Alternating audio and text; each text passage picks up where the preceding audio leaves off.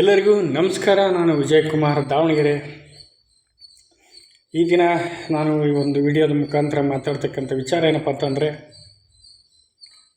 7-8 ದಿನಗಳ ಹಿಂದೆ ಹುಬ್ಬಳ್ಳಿಯ ನೇಹಾ ಹಿರೇಮಠ್ ಕೊಲೆ ಪ್ರಕರಣಕ್ಕೆ ಸಂಬಂಧಪಟ್ಟಂತೆ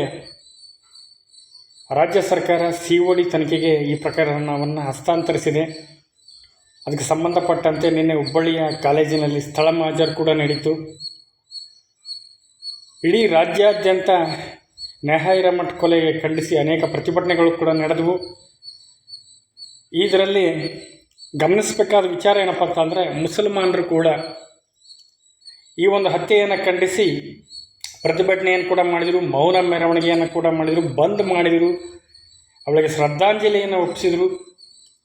ಮುಸ್ಲಿಂ ಮುಖಂಡರು ಕೂಡ ನೇಹಾ ಹಿರೇಮಠ್ ಮನೆಗೆ ಭೇಟಿ ನೀಡಿ ಅವರಿಗೆ ನೇಹಾ ತಂದೆ ತಾಯಿಗೆ ಧೈರ್ಯವನ್ನು ಹೇಳ್ತಕ್ಕಂಥ ಕೆಲಸವನ್ನು ಮಾಡಿದರು.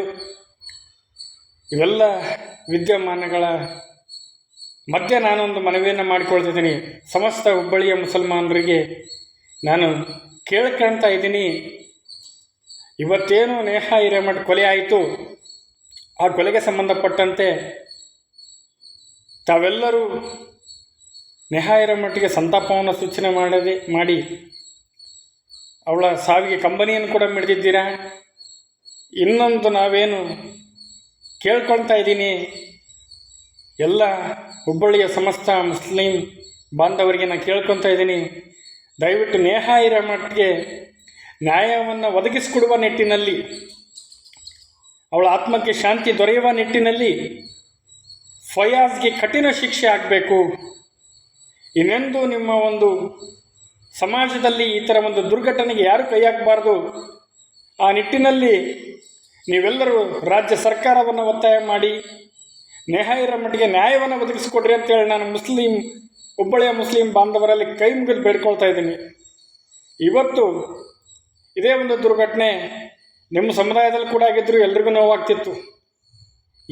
ನೀವೆಲ್ಲರೂ ಎಷ್ಟು ಆಗ್ತಿತ್ತು ತಾನೆ, ಎಲ್ರಿಗೂ ನಾನು ಕೇಳ್ಕೊತ ಇದ್ದೀನಿ, ದಯವಿಟ್ಟು ನೇಹಾ ಹಿರೇಮಠ್ಗೆ, ಅವಳ ಸಾವಿಗೆ, ಅವಳ ಹತ್ಯೆಗೆ ಸರಿಯಾದ ಶಿಕ್ಷೆ ಫಯಾಜ್ಗೆ ಆಗಲೇಬೇಕು, ಖಂಡಿತ ಆಗಲೇಬೇಕು.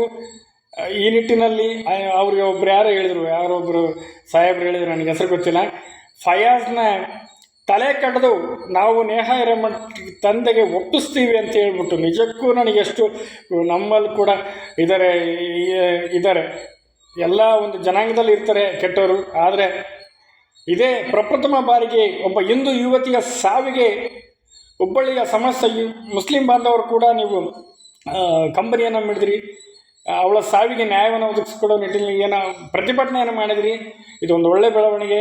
ಆದರೆ ಎಲ್ಲ ನನ್ನ ಮುಸ್ಲಿಂ ಸಹೋದರರಿಗೆ ಕೇಳ್ಕೊಳ್ತೀನಿ, ದಯಮಾಡಿ ಸಾಹೇಬ್ರೆ, ನೀವು ನೇಹಾ ಹಿರೇಮಠ್ಗೆ ನ್ಯಾಯವನ್ನು ಒದಗಿಸ್ಕೊಡ್ಬೇಕು.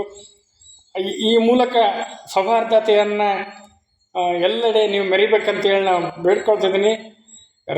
ಮಾನ್ಯ ಸಿದ್ದರಾಮಯ್ಯನವರು ಕೂಡ ಈ ಒಂದು ಪ್ರಕರಣವನ್ನು ಕೈ ಬಿಡದೆ ಈ ಒಂದು ಕುಟುಂಬಕ್ಕಾಗಿರ್ತಕ್ಕಂಥ ಅನ್ಯಾಯವನ್ನು ಸರಿಪಡಿಸ್ಬೇಕಂತೇಳಿ ನಾನು ಸಿದ್ದರಾಮಯ್ಯನವ್ರನ್ನೇ, ಮಾನ್ಯ ಗೃಹ ಖಾತೆ ಸಚಿವರು G. ಪರಮೇಶ್ವರ್ಗಳು ಕೂಡ ಬೇಡ್ಕೊತೀನಿ. ಮಾನ್ಯ ಎಲ್ಲ ಹುಬ್ಬಳ್ಳಿಯ ಸಮಸ್ತ ಮುಸ್ಲಿಂ ಬಾಂಧವರಿಗೂ ಕೂಡ ಹೇಳ್ತೀನಿ, ದಯಮಾಡಿ ನಮ್ಮ ಸಹೋದರಿ ನೇಹಾ ಹಿರೇಮಠ್ಗೆ ನ್ಯಾಯವನ್ನು ಒದಗಿಸಿಕೊಡ್ರಿ ಅಂತೇಳಿ ನಾನು ನಿಮ್ಮಲ್ಲಿ ಭಕ್ತಿಯಿಂದ ಬೇಡಿಕೊಳ್ತೇನೆ. ನಮಸ್ಕಾರ.